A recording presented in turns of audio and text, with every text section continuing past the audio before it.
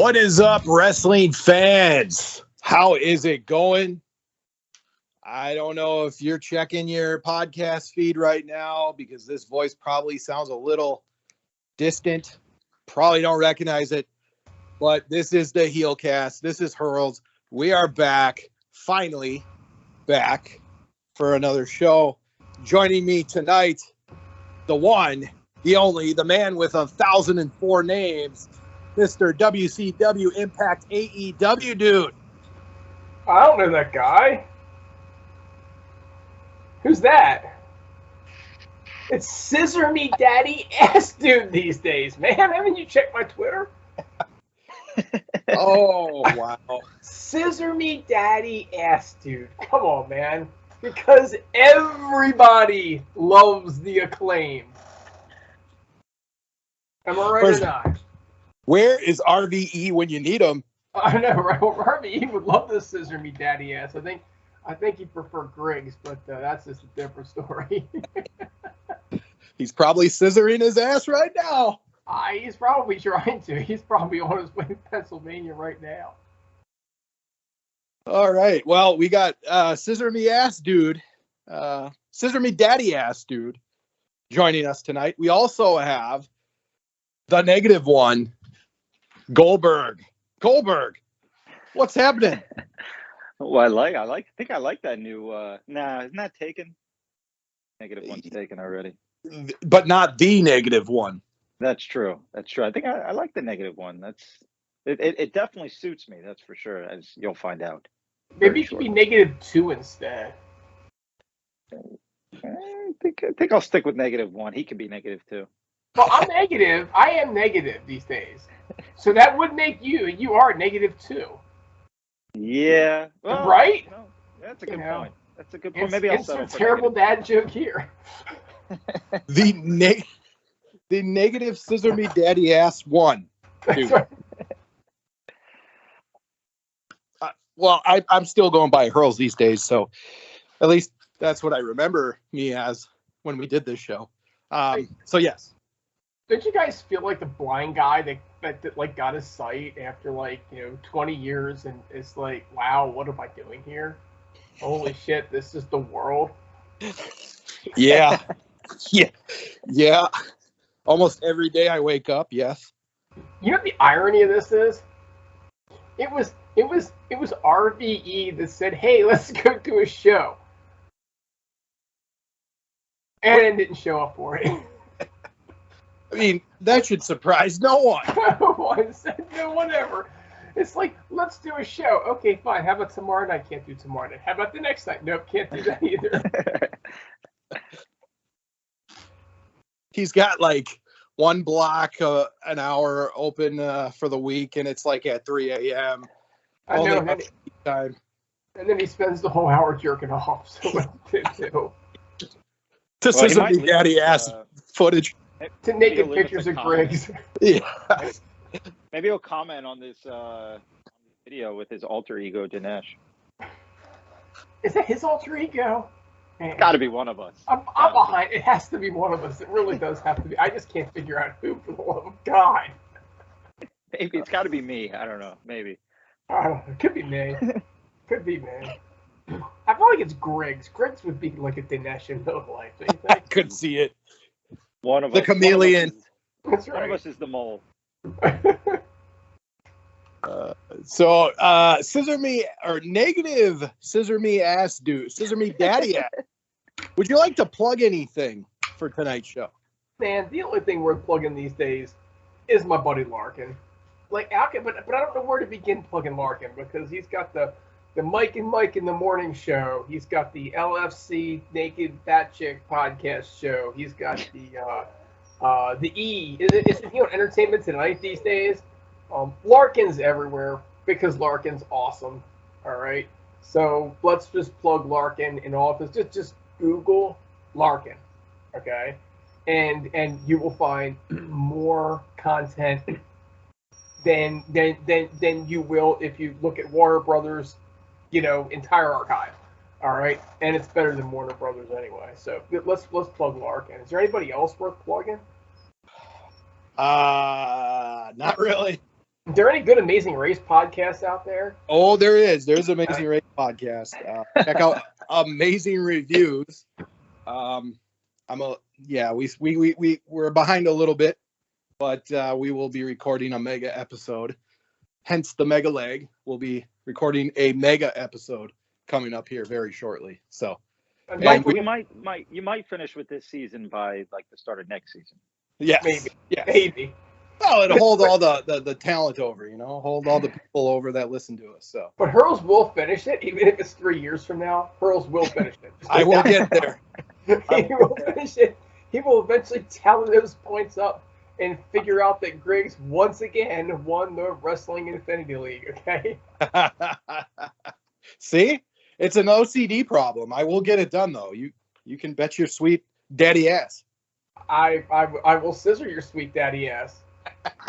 If RBE is already on top of you. Depending on what position you're currently in. Oh boy. All right. Well, that's enough for the plugs. By the way, if you're at home keeping count of how many scissor me daddy ass references, just please comment at the end and let us know how many there are. That's right. Because that's 17 already. Because everybody loves the Acclaim. Except for -2. Yeah. Oh, come on, -2. No. No spoil. I'm not going to spoil anything. I actually do like them. Take a shot for every time Scissor Me Daddy Ass is There mentioned. you go. That's a great idea.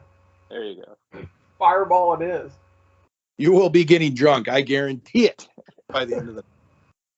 So I want to start off this HeelCast show with Goldberg, the negative one. You were at a local independent show. -2. You were at a local independent show this past weekend, were you not? I sure was. Little shout out to Boca Raton Championship Wrestling.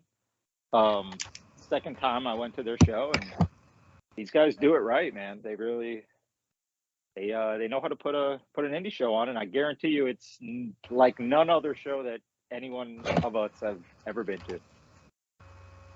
And what were some of the talent that was featured at the Boca Raton Championship Wrestling? Well, we had Jimmy Hart was signing autographs. He also accompanied, I don't know if you guys are familiar with who Mark Long is. He's a reality star, been around a while. Either one of you ever heard of him? No, I've heard Teddy Long. Mentioned him. Off air. Yeah. So he's been on MTV and stuff for years. So he was there. Had Ricky and Kerry Morton wrestled in the main event. Well, so you had Matt Taven was there.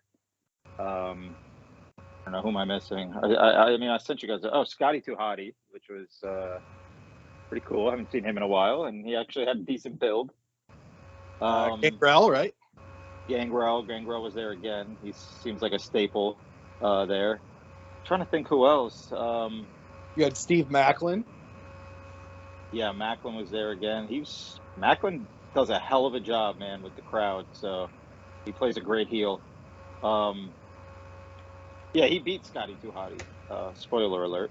So who else? I don't know. I think it might just be the notable ones, but Brutus Beefcake was signing autographs. Was he drunk?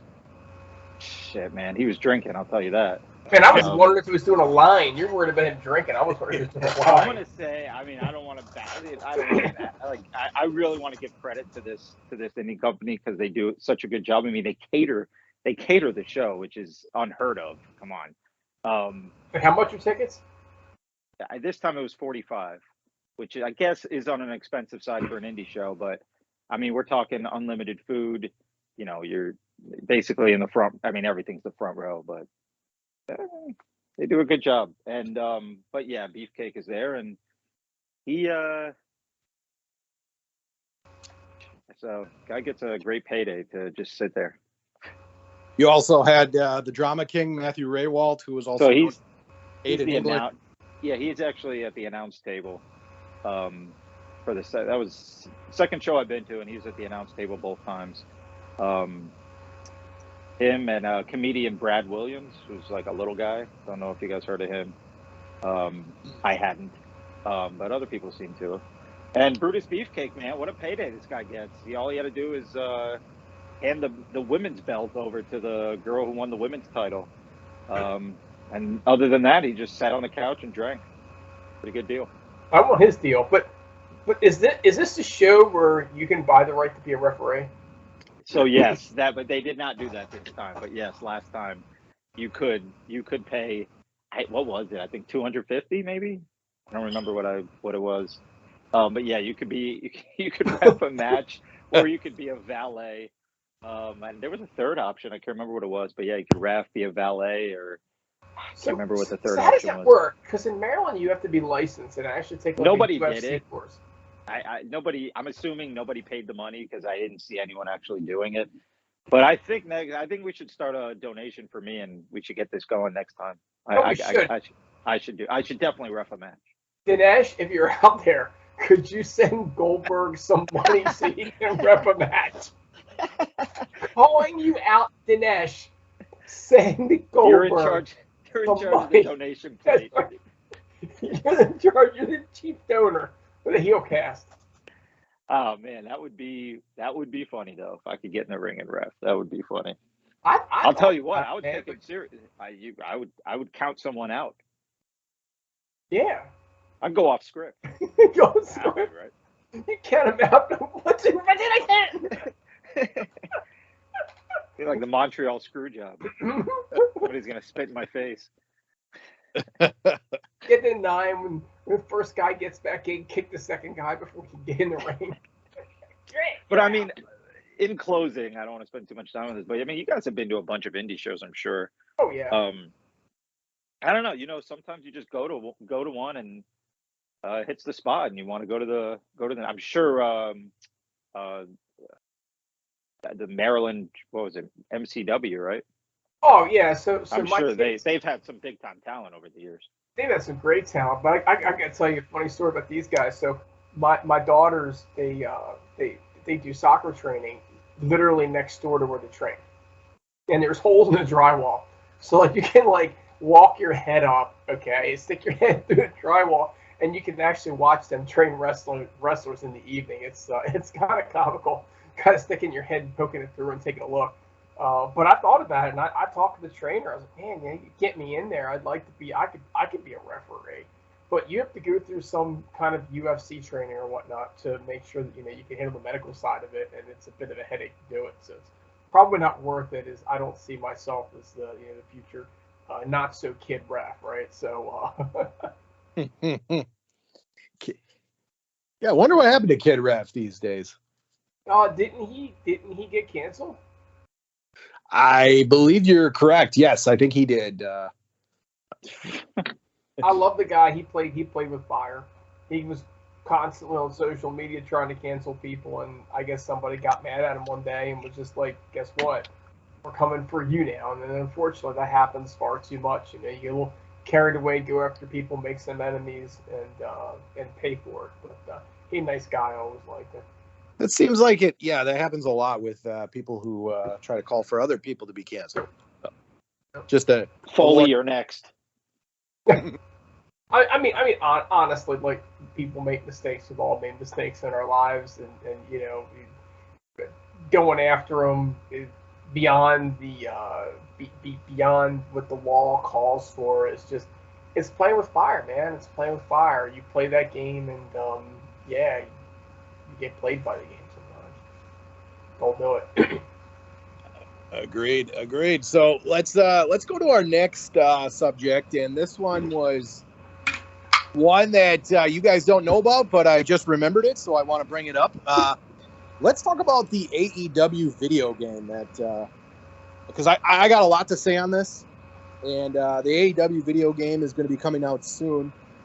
But a surprising move that they're going to go to Xbox Game Pass right away. Now, if you don't know what Game Pass is, it's basically a yearly fee, but you get all these games to play for free. So, negative Scissor me daddy ass dude, I want your opinion on the AEW game, which is the first AEW game that has ever come out, coming to Xbox Game Pass. How much money are they making off of this? That is a great question. Yeah, that's a great question. That's the thing. Like, so there's a reason that they do this, right? They do this so that you don't have to. So one of the problems, and I wrote video games, so full disclosure on that one, is it's feast or famine, right? You either make a fortune or you lose. You're done. And this type of Game Pass model would allow for there to be games which are lower, medium budget, can still make the content, still make money off of it, blah blah blah. You don't have to be a blockbuster in order to be successful. So it could be good if they look at the game and they go, well, we're not as good as 2K, right? Or we're not as good as whatever the WWE game is these days, and therefore we're gonna have a tough time selling it. So we'll just self-display instead. Mm-hmm. I don't know. We'll see. I don't really play games anymore. It's kind of ironic. I never really did play games. I just wrote them. But yeah, we'll see. Yeah, my opinion on this, and we'll get yours, Goldberg, but I don't think it's going to be much about this, so I'll just speak anyway. How dare you? Huh? I said, how dare you? I have plenty of have a whole lot of nothing to say about this. Okay. Well, my opinion is that I just feel like they have a fan base that probably plays a lot of video games, and I'm not just singling out AEW in that manner. I just think wrestling fans are very passionate about wrestling video games, myself included.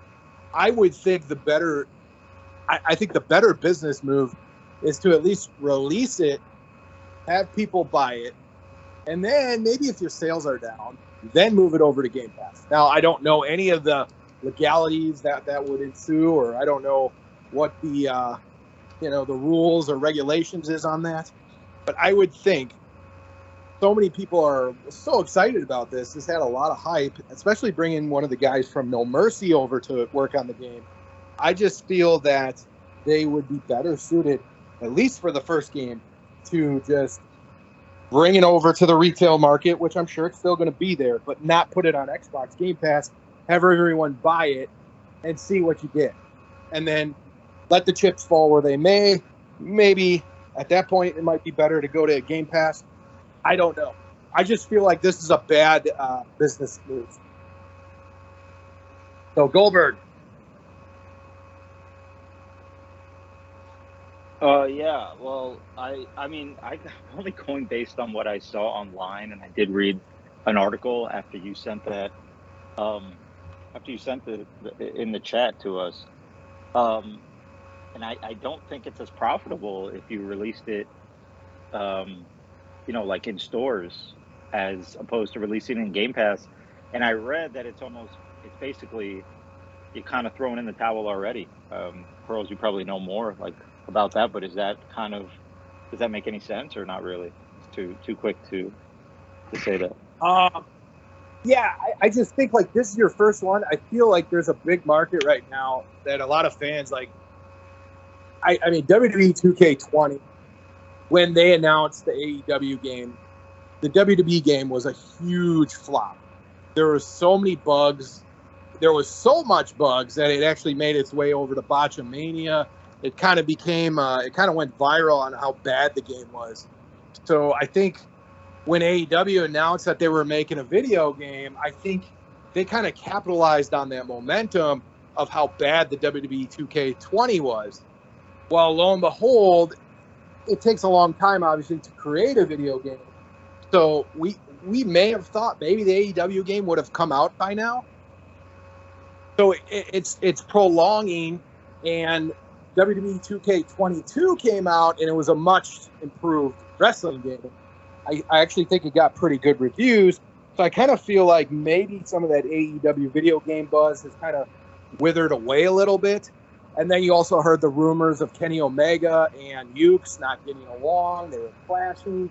So maybe some of that news has kind of leaked out with this with this video game. So I don't know. I just think it's a bad move.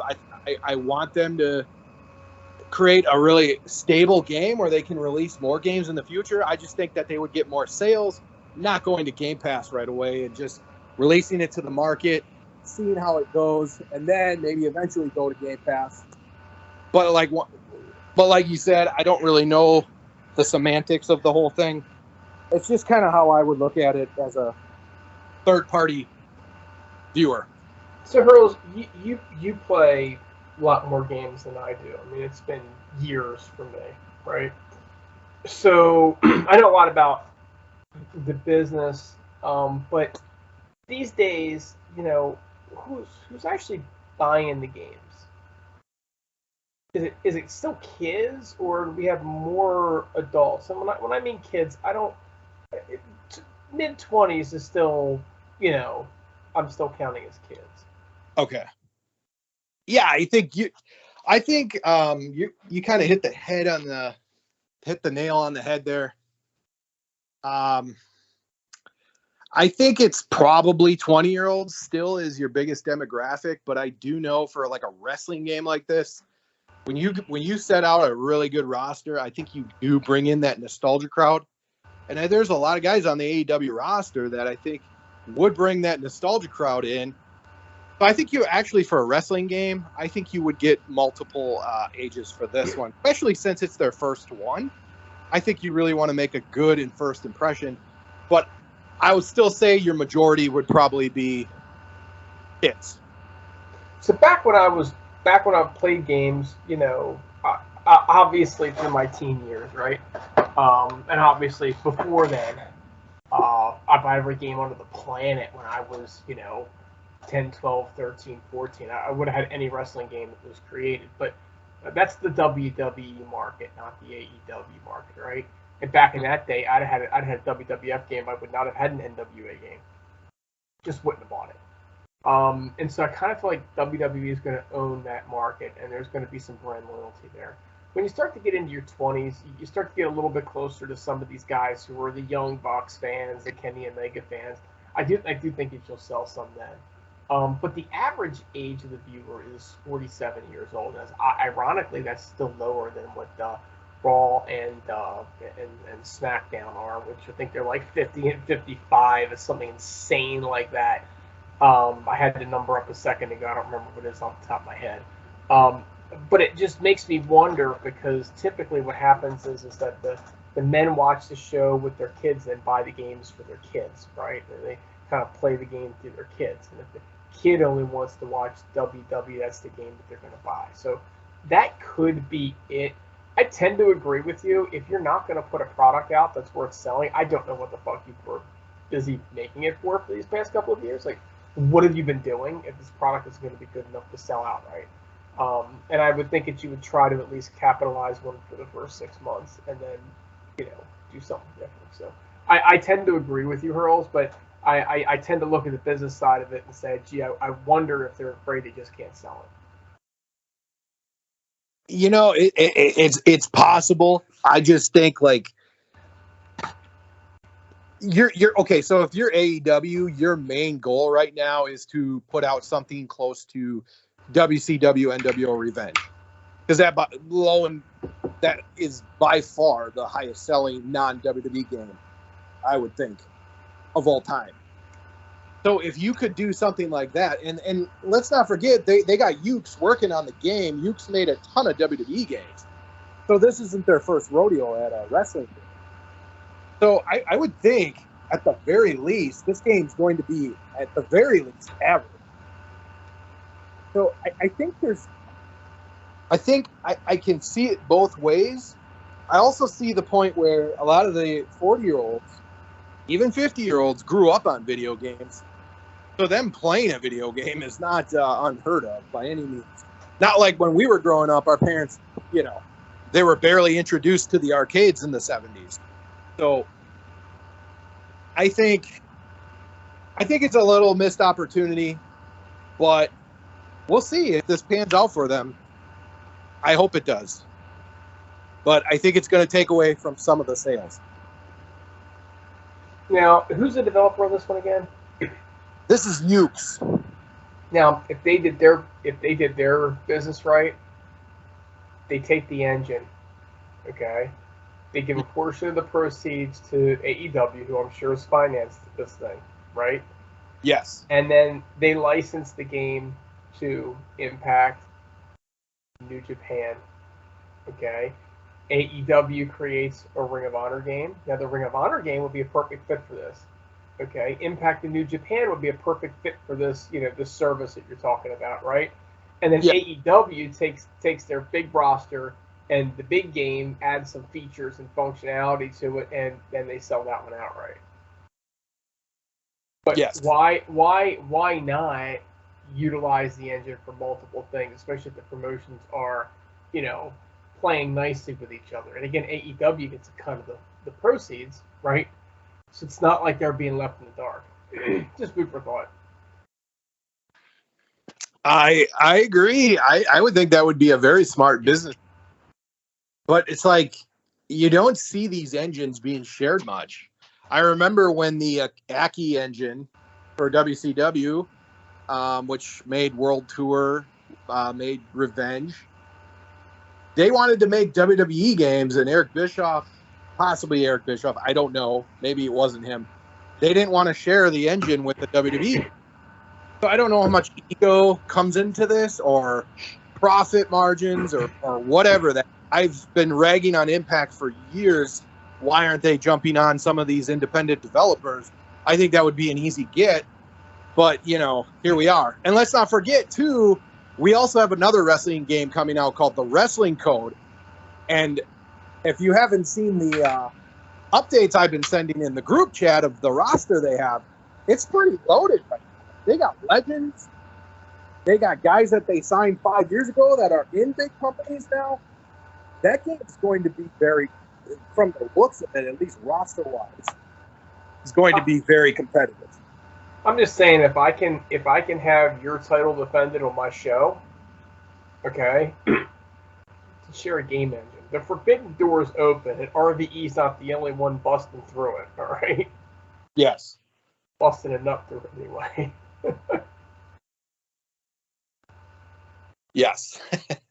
I get your point. I would love to see a cross-promotion video game. I think it could be done.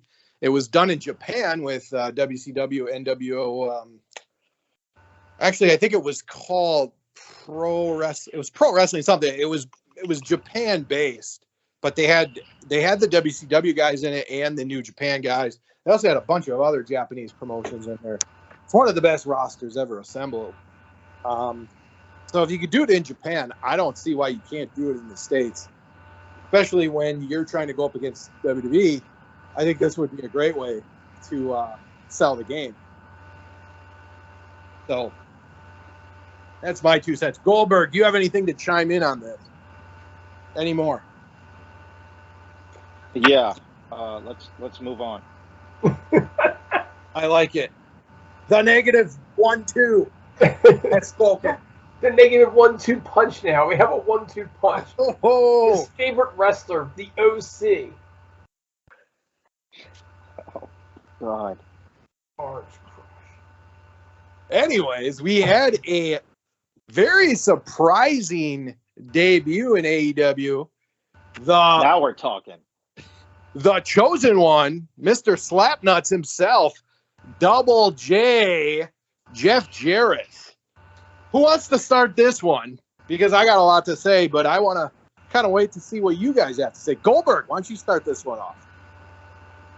Well, since they refer to me as, Mr. -2, I'm gonna not be negative on this one because Double J is back, baby, and it feels great. And if you didn't enjoy that, you're not a wrestling fan.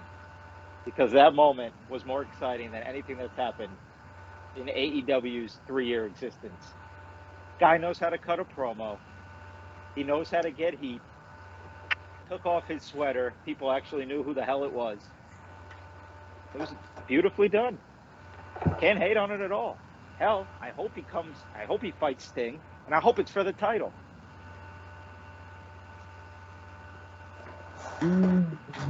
Negative. Scissor me daddy ass, dude. I know you got a lot to say on Double J.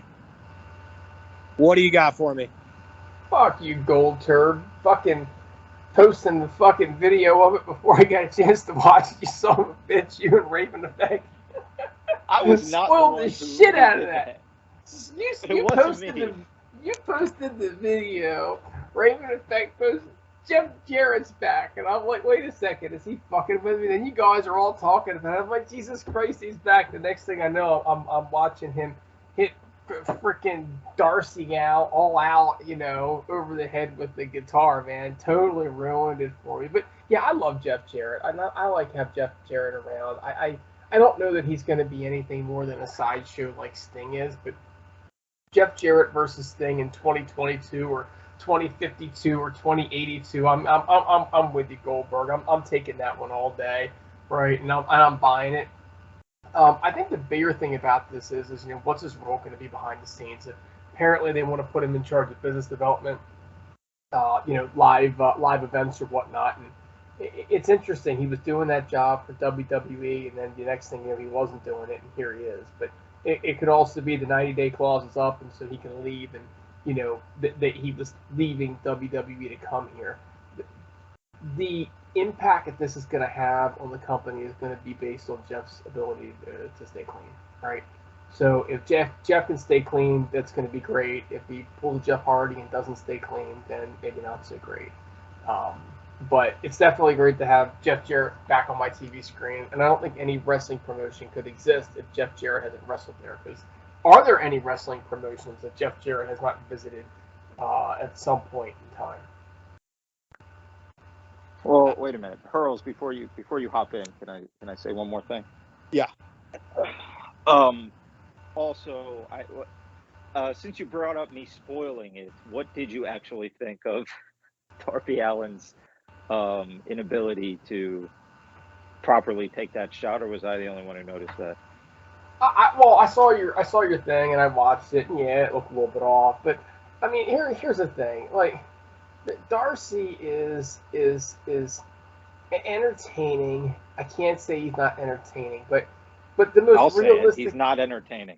The most realistic thing that ever happened in one of his matches. Goldberg, you say it. You know what I'm referring to. The most realistic thing that's ever happened in one of his matches. Oh, when he jumped at the 7-foot guy? And Sting. And literally I've watched the video online since, and he hits him, and he doesn't move. He doesn't brace himself. You know, like if somebody's coming at you, you put one foot in front of the other, and you know you bend your knees a little bit. No, man, he just stood there.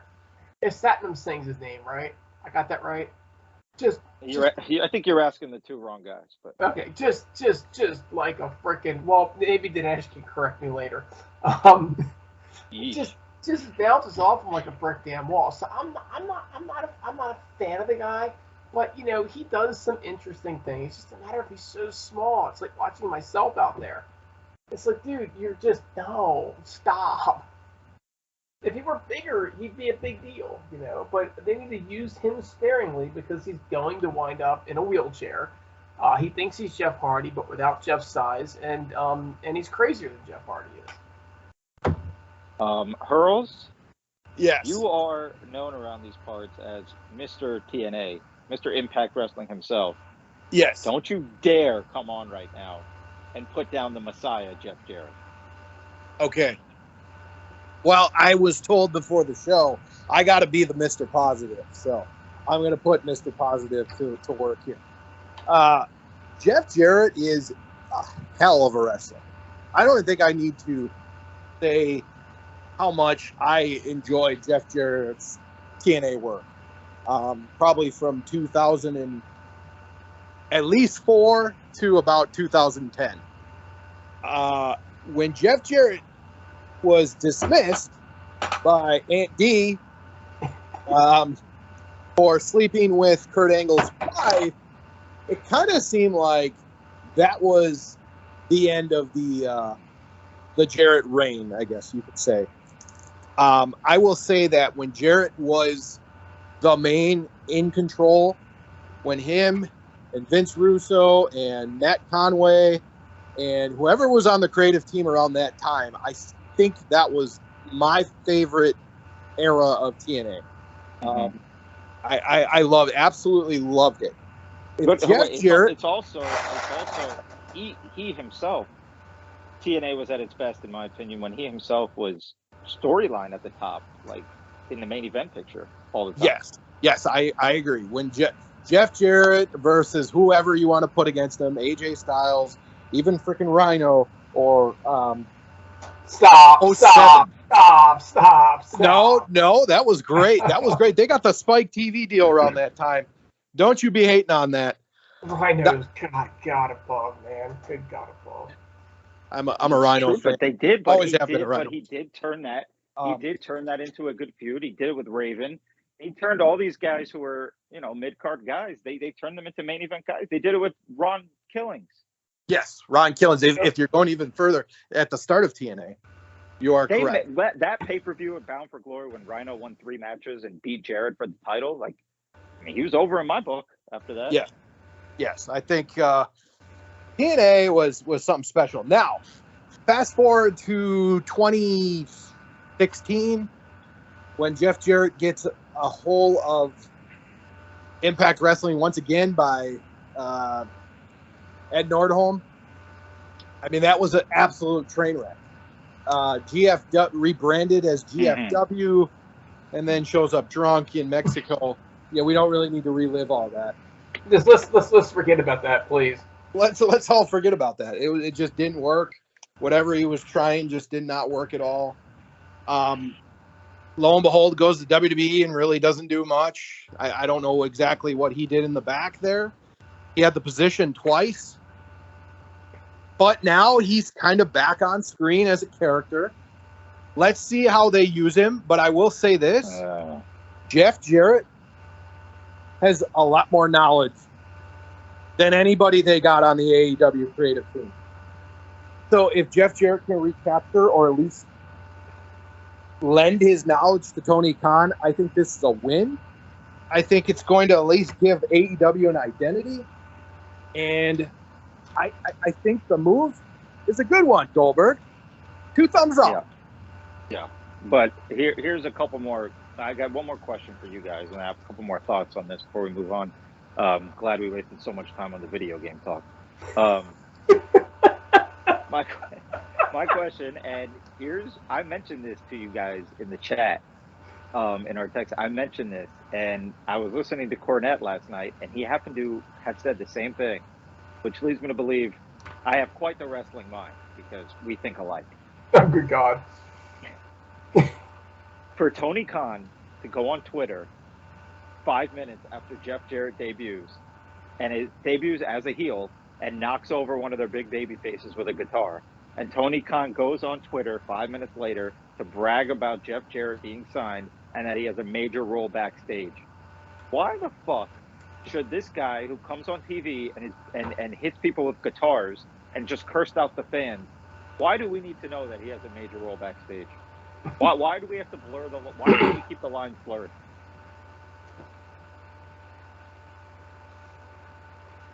Goldberg, if that's your biggest complaint about AEW. On this topic, specifically. Okay, this topic specifically. I don't think that Tony Khan should tweet at all. I think some people just shouldn't tweet. I think he happens to be one of them. Okay, I'm just grateful that he didn't hug Jeff Jarrett. Okay, I'm just grateful that he wasn't doing anything that was seemingly really just cringe with Jeff Jarrett. Okay. I'm sure he waited until Jeff got backstage. If Jarrett was clean through this, he would have come out and hugged him. Hey, I have another viewpoint, devil's advocate coming here, and John, maybe. Oh, damn it! Scissor me, daddy ass. -1. What? Everybody take a shot. Except the Dash. Yes.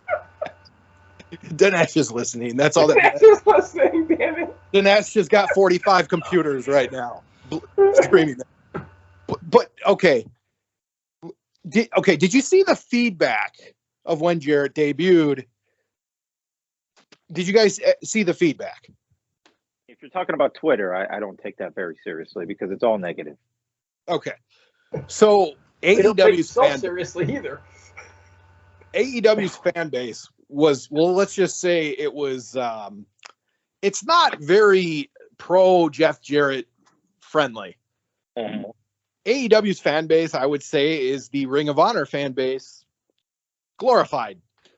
So Jeff Jarrett represents TNA to me, a lot of TNA.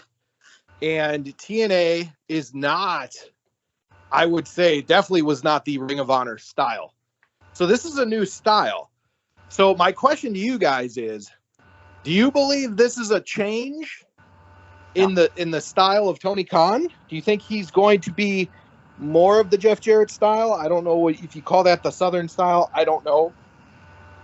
Or do you think he's just a character? Yeah, no. Absolutely I think not. This is just another let me hire an ex-WCW guy deal, right? Only this time it happens to be a third generation promoter. Okay. You don't think Jeff Jarrett's going to impose any control? No.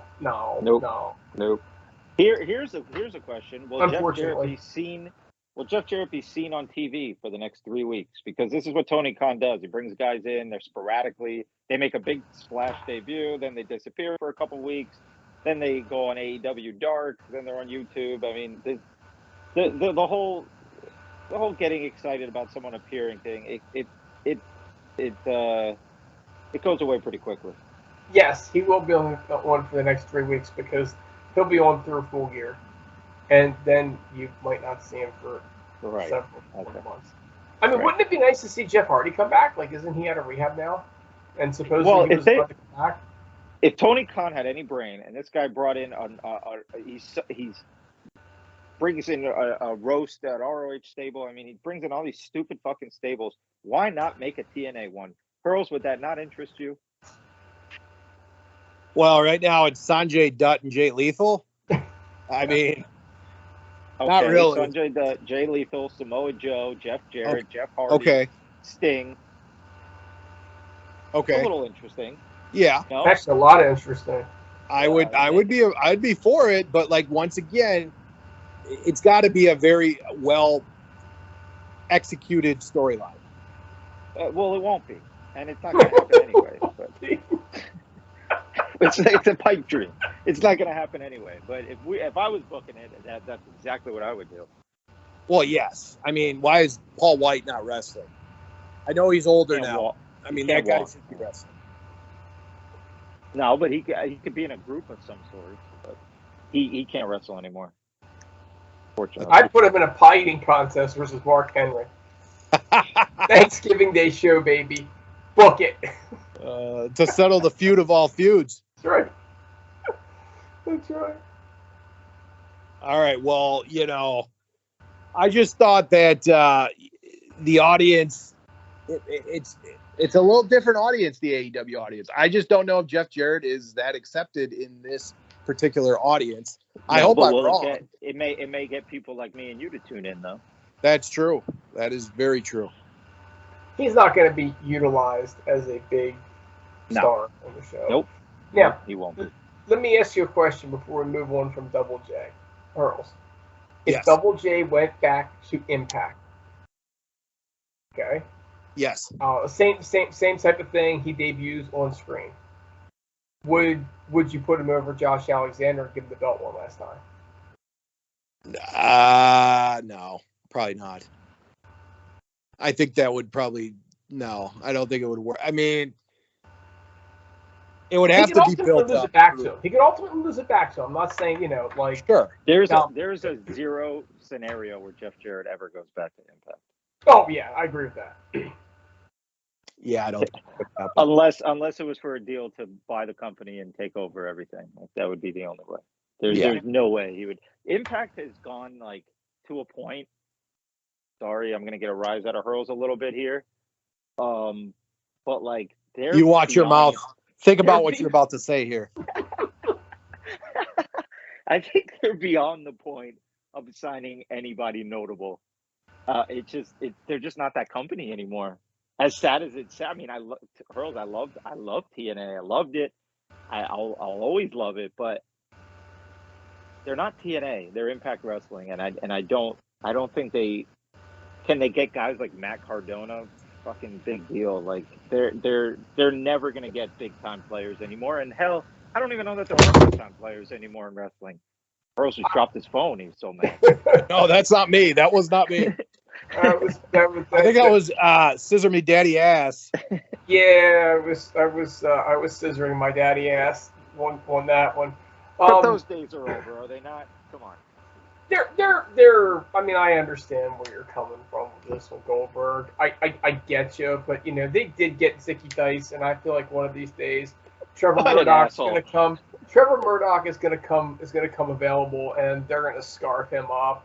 And Billy Corgan's not going to know what to do with himself, but they won't get all this. Well, okay. So Goldberg, going back to what you said, though. So you're just going to ignore Scissor Me Daddy Ass's comment just now? Well, no, we'll get to him too. But first, I want to mention that Bully Ray did come back. So I would put him on around the level of Double J. Just throwing that out there. You are seriously insulting Double J here. You know what? I like Bully Ray, and it's gonna make me like I'll actually tune in for the clips because I'm not gonna sit and watch the show, but I'll watch the clips on YouTube. but like I love Bully Ray. That's interesting to me, but I also feel like he gets the same heat right now with the wrestling community. Like people are bashing it that he came back. Hurls, I don't know if you've seen the comments, but yeah, I guess they don't like bash everything, but they don't. Wrestling fans don't like anything that's actually good. Karma. It's called karma. And it's ruining him for me, and it's making me seem like he also doesn't have that aura anymore of somebody who makes a difference, or like it's kind of his last option. I don't think he's going to go anywhere else anymore. I think that he's there to put over Josh Alexander, probably. I mean, championship. But negative Scissor Me Daddy Ass, dude. I think if we're talking about Impact, they got a few core guys that they really believe in. Everybody else is expendable. That's just the way they're operating their business now. It is what it is. I'm not excited for any wrestling right now, and I know I'm supposed to be Mr. Positive. I'm not even positive for Impact. I'm not positive for anybody because they're not booking for me. I still watch it, but it's just there.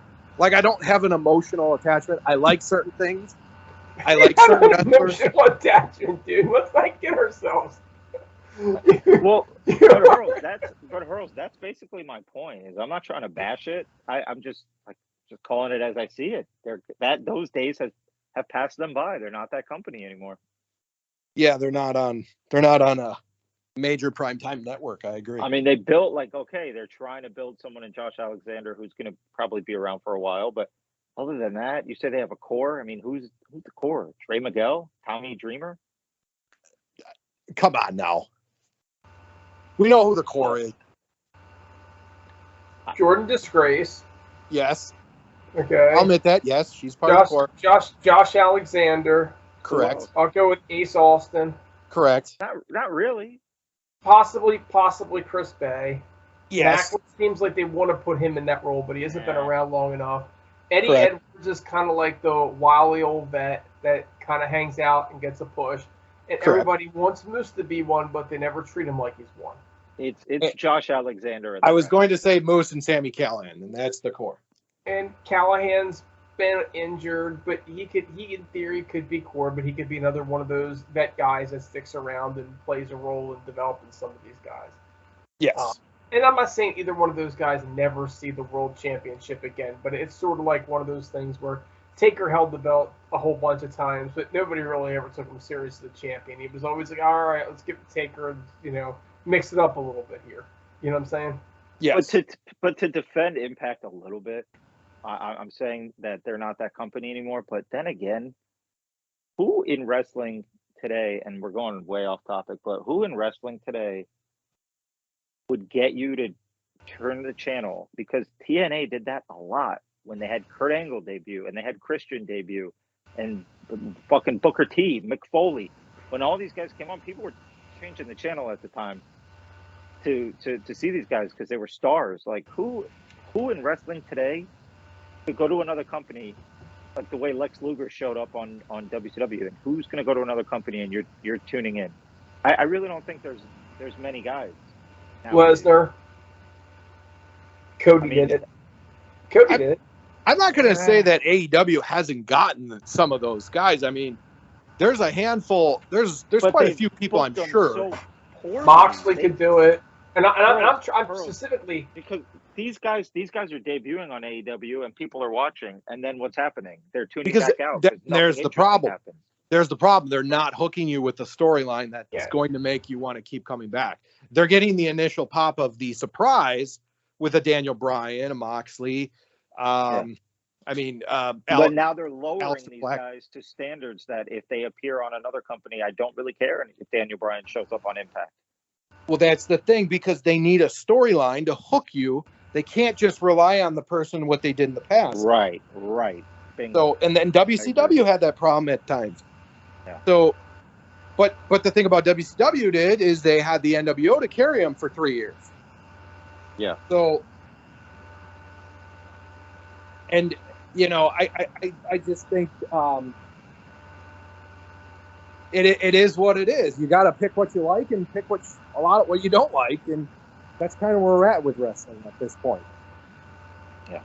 So, any final comments on the Jeff Jarrett signing? We're still talking about Jeff Jarrett. Okay. Moving on. All right, moving on. Negative Scissor Me Daddy Ass. I know you wanted to bring this up, so we're going to talk about it. The Young Bucks on their way back. When do they show up?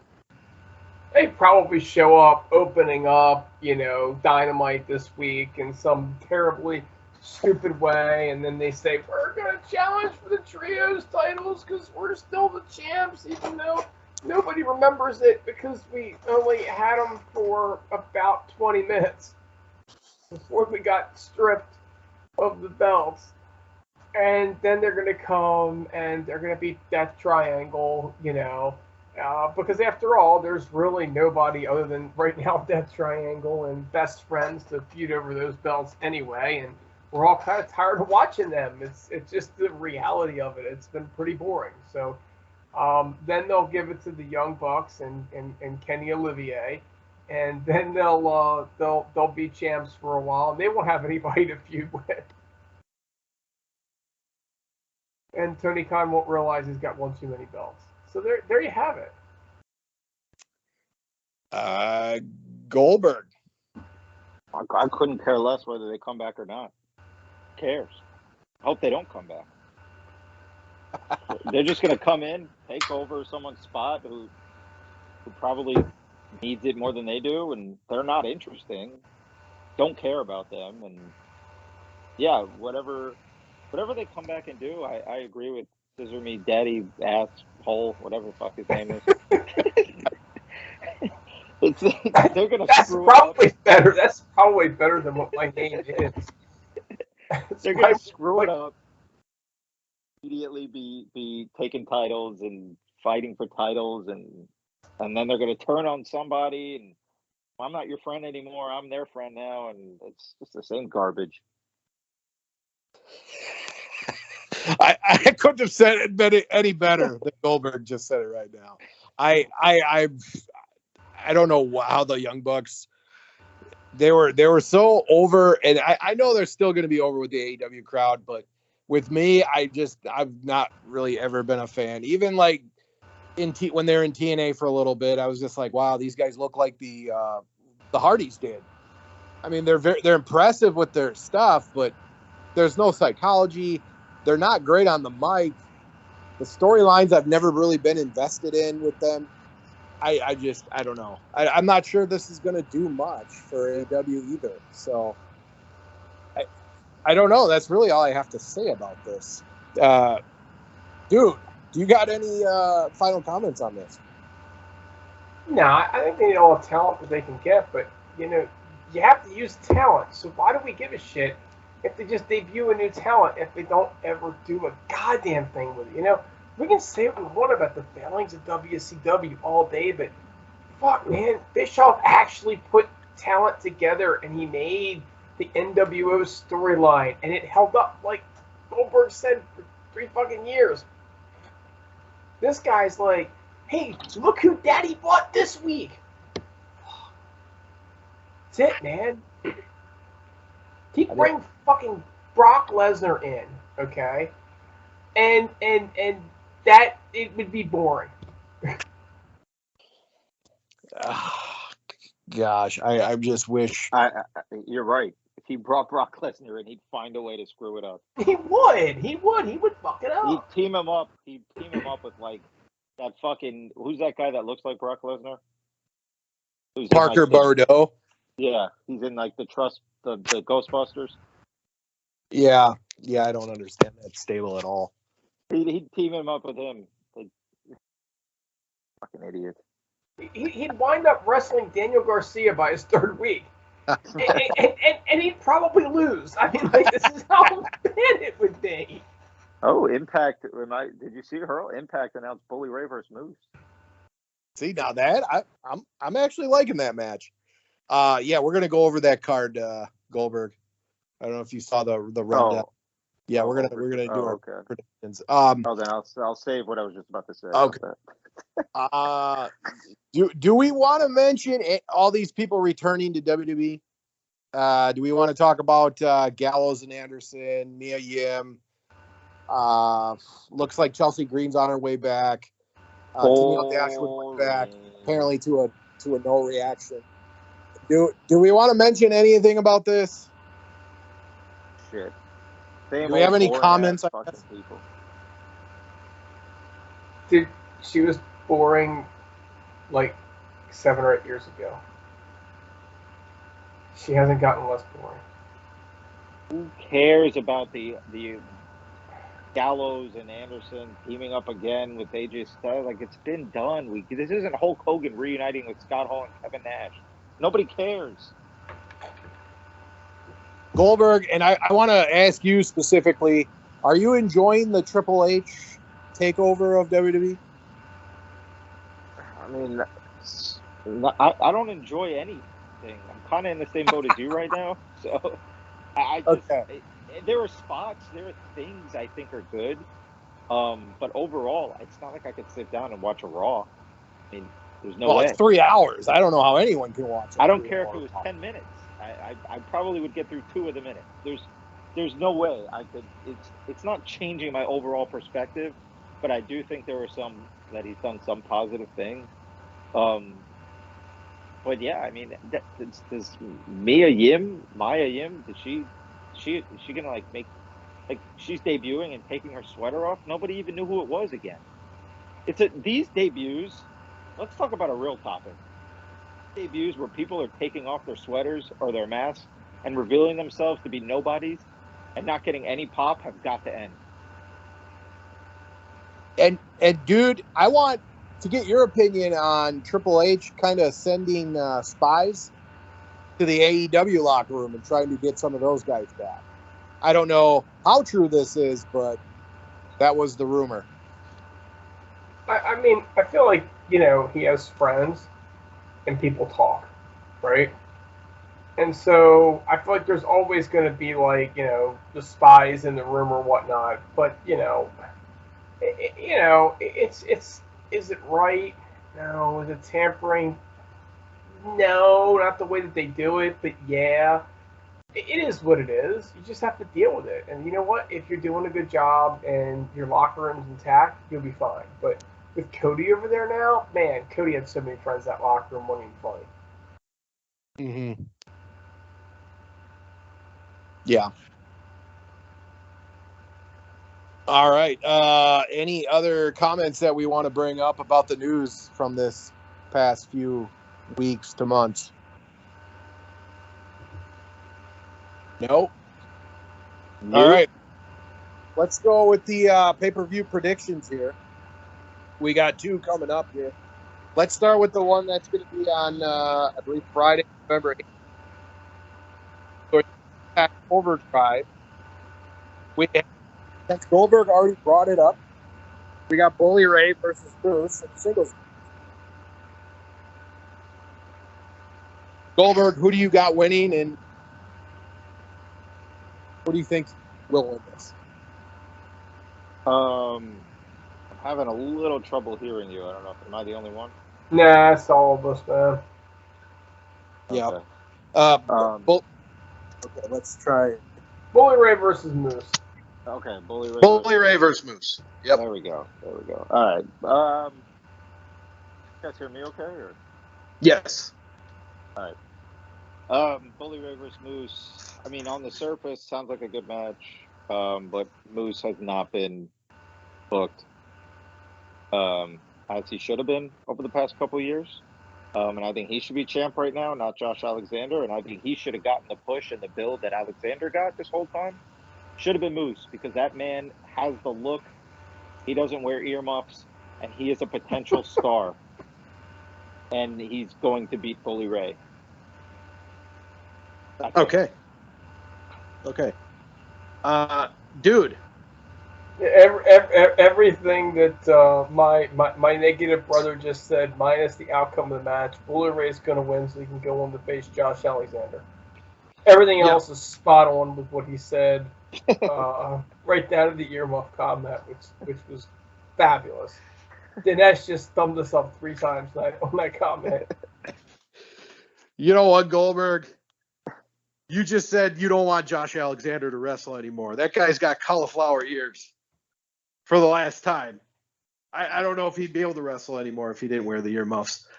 But anyways, I'm going to go Bully Ray as well, unfortunately. I just think with him winning the Call Your Shot, I think it's all setting up for Bully Ray versus Josh Alexander. So I think Bully Ray's going to win. The question is, how does he win? It should be Moose, but yeah, Bully Ray wins this one. I hope I'm wrong though. That's the story of Moose's career. With those 3 words, it should be Moose. Oh, 4 words. It should be Moose. That sounds like Biden. It should be Moose, but it never was. All right, next match we got for the Impact Knockouts Tag Team Championships. We got the Death Dolls versus Savannah Evans and Tasha Steelz. I'm going to go with the Death Dolls. Who you got, Goldberg? Death Dolls are currently the champs.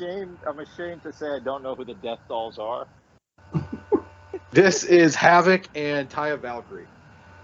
And how long have they held the titles? They just won them. Then I will take them. Okay. Dude. Well, here's the problem is I'm hearing rumors that Taya is headed back at WWE. Oh, gosh. So, because I'm hearing rumors she's headed back at WWE, I'm going to go with Savannah Evans and Tasha Steelz to take the belt off. Well, I also heard Tasha Steelz wants a WrestleMania moment, too. So that might neutralize this match. Everybody loses. Everybody loses. But does Tasha Steelz have the right to want a WrestleMania moment? That's like saying I want one. No. I'm not getting Absolutely not. She's like 5'2", if that. And that's short. I would say that's probably short for a woman. Plus, she's Impact's. We'll team her up with any black girl wrestler. Yeah, pretty much. Yeah, pretty much. Yeah. So. It kills me when they do that, by the way. I do not understand wrestling. It's always, let's put the black people together because... Oh, you mean like when Swerve and that giant fucking... He did say wrestling. I did say wrestling. I did not say which promotions, across all promotions. Yeah. Both those guys, if we're going to talk about Swerve and we're going to talk about Keith Lee, would be fabulous on their own. I think Swerve is a huge star in waiting. I think that guy's got the charisma, the look. He can carry himself in the ring. He can talk on the mic. He's got all going for him. And what do? Let's just put the 2 black guys from WWE together because we don't have anything else for them. I'm sorry. I'm not the one to pull the race card, but it just feels so racist when I watch that. Let those guys shine on their own, for God's sakes, especially those 2 guys And thank God they don't do this with Moose, but then they just shit all over Moose. I don't get it. I don't get it. There's something wrong in the state of wrestling. So you're a huge fan of Ace Austin and Chris Bay then, because they're tag teaming. No, I actually don't mind Chris Bay, but they're too freaking small. Well, Swerve isn't exactly a giant.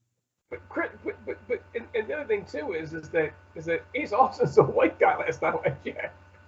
So at least Chris Bay's not being stuck with somebody that looks like him. You know what I'm saying? Like, well, yes, that was my point. Like the Dudleys, they kind of broke the mold with the Dudleys were fun because they made them brothers. That was fun. Okay, yes. Let's not forget they were kayfabe brothers, and it worked because it was different and it was fun, and they didn't go okay Devon, let's go find somebody. No, you go with Bubba. I mean, I guess you could have said high energy with Owen Hart and Coco Beware too, but nobody remembers. Nobody cares about Coco Beware. Sorry, guys. Sorry. Pile driver. All right, moving on. Enough with the video game talk here. We got for the Impact Tag Team Championships, we got Heath and Rhino defending their titles against the major players, Matt Cardona and Brian Myers. I guess I'll start this one again. I will go. You know what? I will go the major players. I think they take the titles home here. Dude. Man, every time I hear the major players, I think of Primetime, like Skipper. Primetime players of Primetime, and I can't root against them. But Rhino has no business being a champion, or no business even being in the business anymore. It's time to get rid of him. Cardona's hot. They need to keep him around for a while. He's literally probably the most marketable person on that roster at this particular moment. So I'm going to go with the major players as well. Goldberg. How long have they had the belts? They won it at Bound for Glory, or no, they won it the night after Bound for Glory because they beat the Kingdom. Yeah, that doesn't help. When was Bound for Glory? October. Come on, you should know that as a TNA fan. I actually do know that. 10, yes. 10. Anyway, I'm gonna say they keep the titles. Okay, Heath and Rhino with the win. Okay. Well, let's talk about them also. Well, we don't need to talk about it, but let me throw a dig in real quick. Heath has done nothing. You know what? I liked his him trying to get on the show. That was actually kind of funny. But I agree. Since he's come back, that was when he debuted. 2 years ago. Then, yeah. That was COVID. 2 years. Holy shit! And then he tore. Then he tore his ACL. So that was about it. Next match, we got the tournament final for the X Division. And this is for the X Division Championship, the vacated X Division Championship. We have Black Taurus versus Trey Miguel. Goldberg.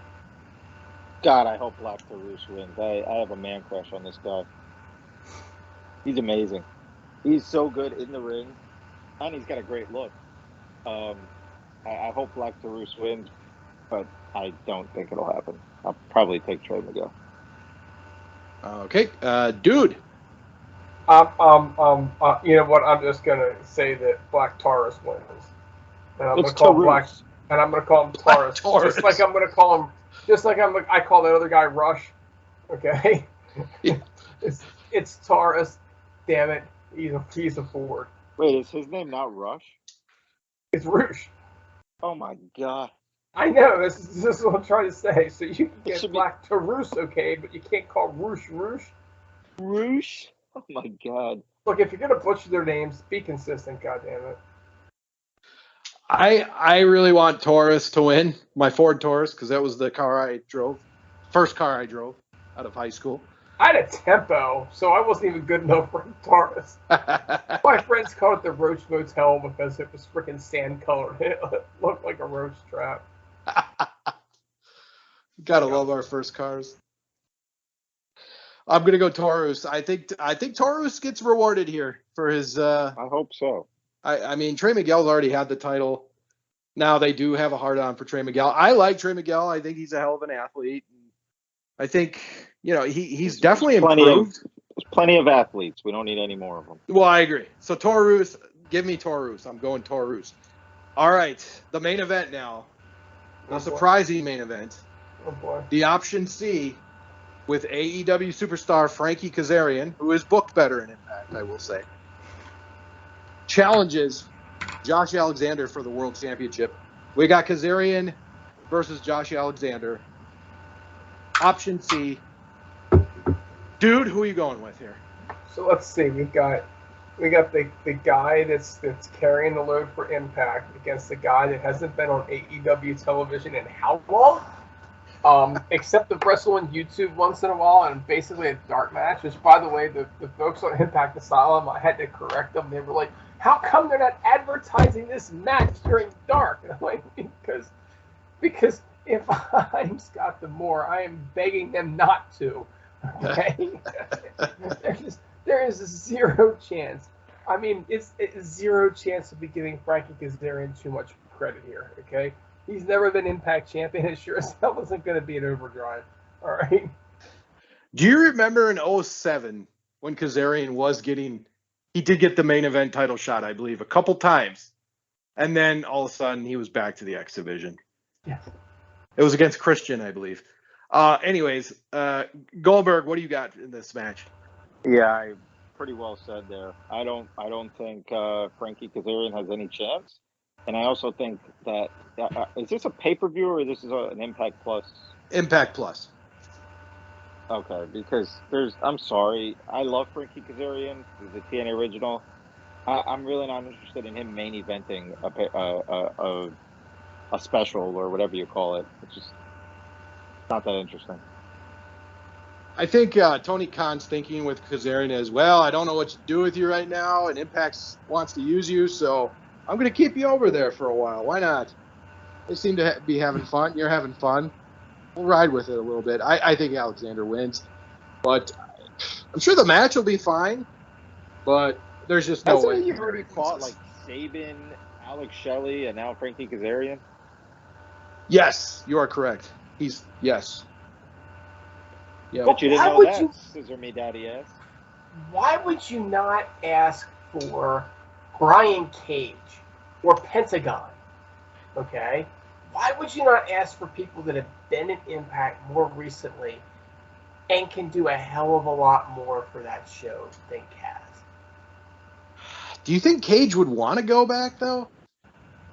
For a night? I would do anything for a booking these days. I mean, maybe, yeah. I don't know how Cage left. I don't know if there's like any bad blood or not. Yeah, I could see Pentagon. I could see Pentagon. Yeah, I mean, Pentagon's a former world champion. Yes, he is. So is Cage. Yep. I mean, it just Cage was world champ. He was. His run wasn't great, but he was world champ. So why not? Right? Why not? I agree. All right, that is the card so far. I'm sure there's going to be a couple more matches added, but oh well, we might just have to hop on again to give our prediction to get the next two. We'll see. We'll see if we can make it 2 weeks in a row. That's a lot to ask for these days. All right, moving on. The next pay-per-view, this is the actual pay-per-view that we're going to go over, is Full Gear. And the first match that we have, I mean, this is going to be the four-way match for the Ring of Honor World Championship. We got Chris Jericho versus Bryan Danielson versus Claudio Castagnoli versus Sammy Guevara. Dude, why don't you start this one off? Man, who we got again now? We got Y2J, Jericho. We got Bryan Danielson. We got Claudio Castagnoli. And we got Sammy Guevara for the Ring of Honor World Championship. I think that I think that they're trying to relaunch ROH, and I think that they're trying to use Jericho to do it. I think Jericho retains. I think he's substantially beaten those other two guys enough times already that I think that he finds a way to retain it. It's also getting a little bit boring at this point because it's constantly Castagnoli and it's constantly Danielson. I think Danielson would be a great one to put that belt on, but I don't think it's built enough. So I think Jericho retains. Goldberg. Oh man, could I not care less about this match? I'm gonna say, I think Jericho is gonna lose it because he got too much of a big head to like take a pin and lose the match, so he won't be taking the pin. But I think he's gonna lose, and I'm gonna say Sammy Guevara wins. Okay. I think since they're going to be relaunching Ring of Honor shortly, I think they just wanted to have Jericho hold it for a small time. I think Sammy Guevara actually would be the guy to put it on here.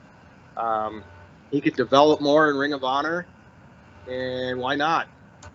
He's got a lot of heat. Either that's go away or actual character heat. I think the guy to put it on right now is Sammy Guevara, and then maybe he can start a feud with Claudio. I think people legitimately hate Sammy, though. And I also don't know how that would work dynamic-wise with him and Jericho in the same group.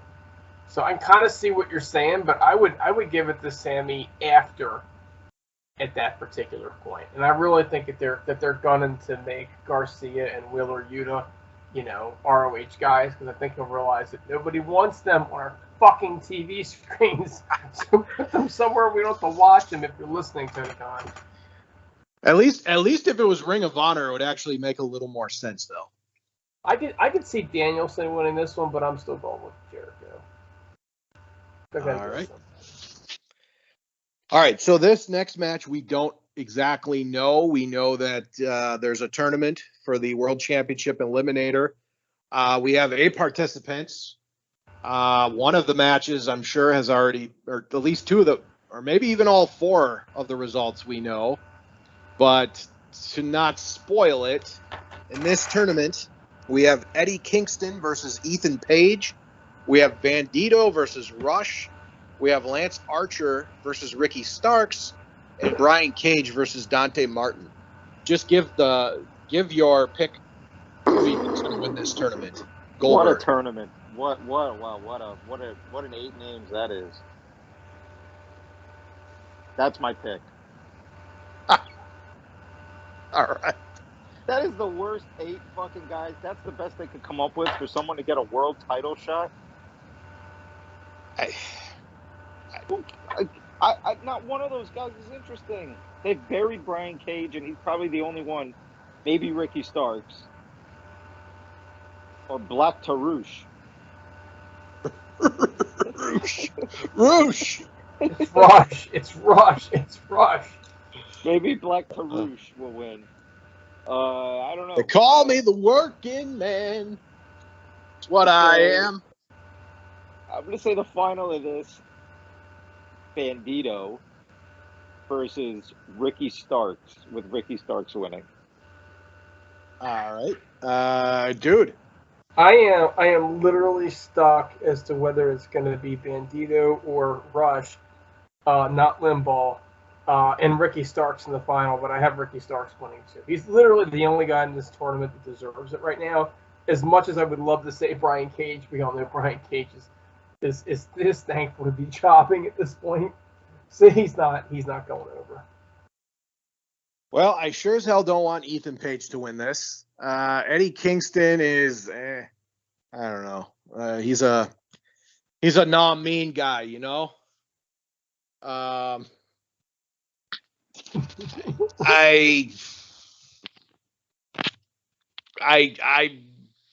like Brian Cage, but like you said, he's been booked terribly. He's kind of like the Moose of AEW. I think it's probably going to be Starks and Bandito, and I'll give Starks the victory here because makes the most sense with the way they've been booked. So, we forgot Tony Khan is booking this, so Dante Martin will probably win. Yeah, Dante Martin's got a shot. All right, we have a singles match for the interim AEW Women's World Championship. We have Toni Storm versus Jamie Hayter. I'm going to go Toni Storm. I don't think Hayter's winning this. I'm going Storm. Dude. Yeah, we're still in this interim World Championship thing, and they've been playing up Toni Storm to eventually, wrestle against what's her name when she gets back from injury forever. And I think that the entire women's division is just in a holding pattern until that match actually happens, because Tony Khan does not know how to just abort ship. And Jamie Hayter's not over enough anyway. She's Britt Baker's, secondary, match. So yeah, this is the easy. This is still Goldberg. I got to tell you, I hope the rest of the card's going to get better, because these first three matches are pretty shitty. I mean, why do I have any interest in an interim? I'm not like, how long has this been going on for? Like you just said, who cares already? Toni Storm is going to win, and I mean, it's just enough with these interim titles and these tournaments. And god damn, this guy, fucking Tony Khan, man, fuck this guy.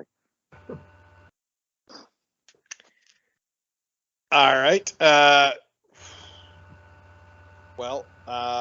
next match we have is for the AEW World Tag Team Championships. We got RVE and Dude's favorite tag team, Scissor Meet Daddy Asses, the Acclaimed, versus Swerve in Our Glory, Keith Lee and Swerve Strickland.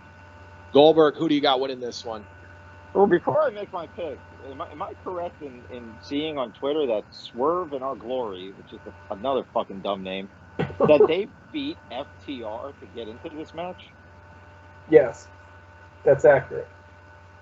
But there was some shenanigans, right? Didn't the Ass Boys have something to do with it? Oh god. I mean, the Acclaim. There's no way they should lose this match. There's no way they're gonna lose this match. That's it.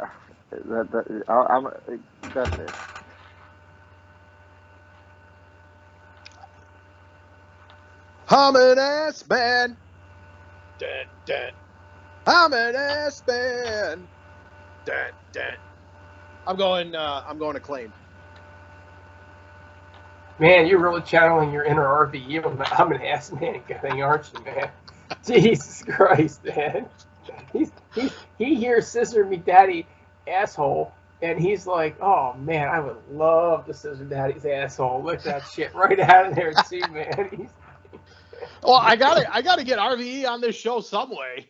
I feel like he's hanging outside Griggs' bathroom window right now, trying to catch a glimpse.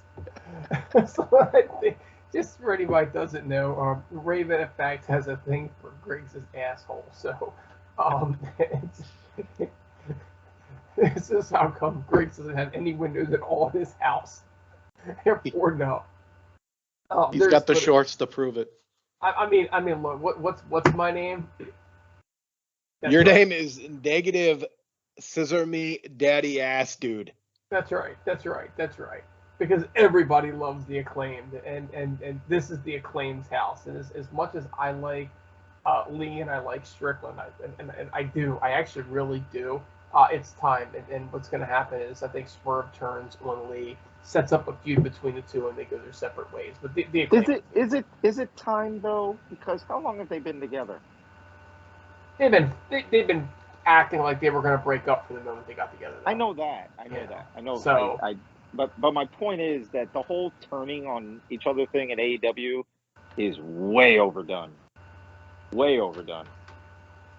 I don't disagree with you, but this is one of those cases where I think they're better as singles, and I'm just so over the fact that it's like, gee, you two are together because you look similar, and these guys I think can do a lot more, individually and on their own, particularly Swerve. I'm not exactly against Lee. I think Lee's good too, but I just think that Swerve needs to find his own, and I think when he does, assuming Tony Khan knows how to book it all, I think he can do a lot with Swerve, and I just like to see Swerve get a better shot. All right, that leads us to the main event for the AEW World Championship. This is the MJF Casino Ladder Poker Chip cash-in match. We have Jon Moxley defending his AEW World Championship against MJF. I would like to say MJF, but the build-up has been very poor. So I don't know if they're going to... I could see MJF winning, but it's just too bad it wasn't a better build-up for this match. So I'm going to go... I think my final pick will be... I'll go MJF. I'll go MJF. I mean, I don't it's a see smart any reason to pick MJF, but I'm picking MJF. Damn it. Going MJF. Goldberg, who you got? Wait, who's he fighting? MJF and Moxley? World Championship. You're right. This has been zero build to this match. You sure he's not fighting the Firm? Ethan Page. I mean, the build to this match has not been good, because this should be built up like it's their biggest match, kind of like in the history of the company, and it should be, because it should be MJF winning this title finally. And it should be the WrestleMania. I think AEW's WrestleMania. Yeah, I mean, I think MJF's going to win, because I think he's going to align himself with the Firm after all, and whatever, they're going to cheat. Something stupid's going to happen, but I don't think they can. Could they possibly not give MJF the title again? I just don't think they could do that. So I think he wins. Dude, I'd like to see MJF win on a bigger stage. I'd like to see him win with a bigger and better build-up. But here's the thing, guys. Where's Moxley supposed to be right now? He's supposed to be on vacation. He's supposed to be taking like 30 days off or 45 days off or whatever the heck it was. And then, Punk went and acted like a little bitch and couldn't wrestle. And so Moxley had to come to the rescue, right? Moxley's going to get his time off. There's zero doubt about this. The whole Firm thing was a swerve. I know how much you like that, Goldberg, but you can just see it a mile away. He's fighting with the Firm to then align himself with the Firm.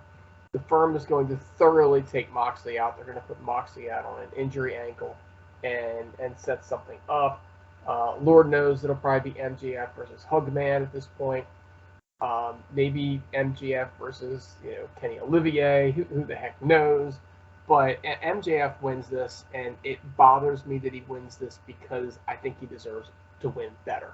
Do you know what I'm saying? Not because I don't think that he should be champ, but because this is just his whole return has been disappointing from a storyline perspective. There you go. Did I do good on that one this time, Goldberg? Was I negative enough? This is why you're -2 and I'm only -1.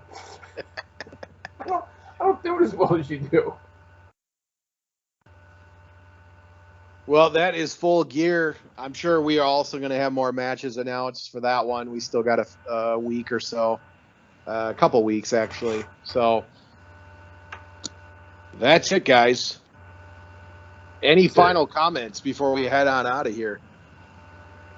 Unless you really want me to dig a Hurls Hot Corner question for you. I'm wiped out. I'm not even sure Dinesh is with us anymore. I got nothing. But Goldberg does have something to say, and I'm going to upset. I don't think I've done quite a good enough job upsetting you guys. So I'm going to say one more thing, and hopefully this convinces RVE to get his ass on here. I think that the Acclaimed are a good tag team, but the whole scissor me ass and scissor this, and I think that dumb as fuck. Damn. That's it. So, folks, send all your Scissor Me Daddy ass merchandise to Goldberg. Flood his inbox. He's on Hurls. Twitter. Send it all his Hurls. way. Clownish. Dinesh, send it. Here's the thing, Goldberg. I get what you're saying, but do you know how good you have to be with the delivery to put something like that over to the point where they're doing it at the World Series? Fair enough. That's fair. I enough, mean, but that's impressive. Like these guys took queer and actually made it cool. You get all these people, and I don't want to go on the political thing, but out in TV and everything, and they're doing everything that they can to promote it. And people just kind of look at it like, I don't really need this in my face all the time. These guys come out and talk scissoring, and we're all doing it. The whole freaking world is doing it. Like everywhere, everybody is scissoring. I think you may be overestimating that part. I walked down the street the other day, man, and these two old dudes walked up to each other, and they just started scissoring legs and all. It was very impressive. But these guys actually made gay cool, right? They actually made it cool. I think that's a stretch as well, but they did it because they were just being themselves and having fun. And so for me, when I look at that, I look at that and I go, man, this is the right way to do things.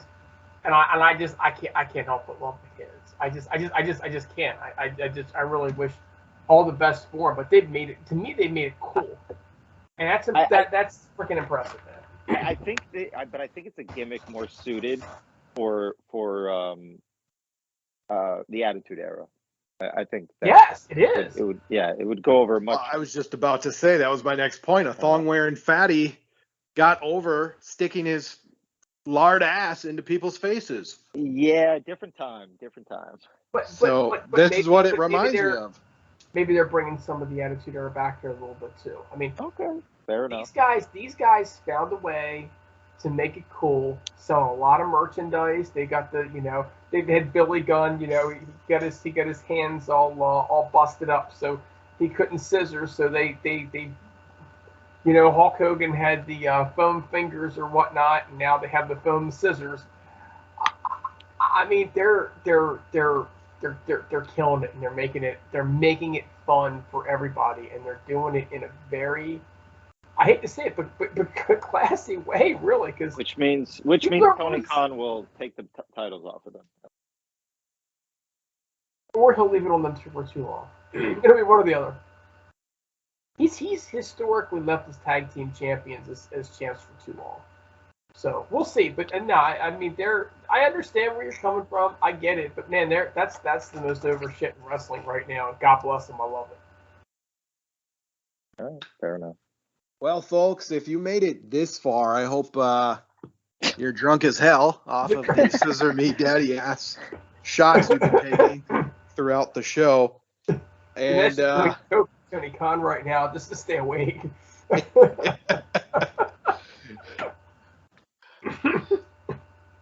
So I hope you enjoyed the HeelCast, and I hope we're going to be back next week, or at least next month, or next year,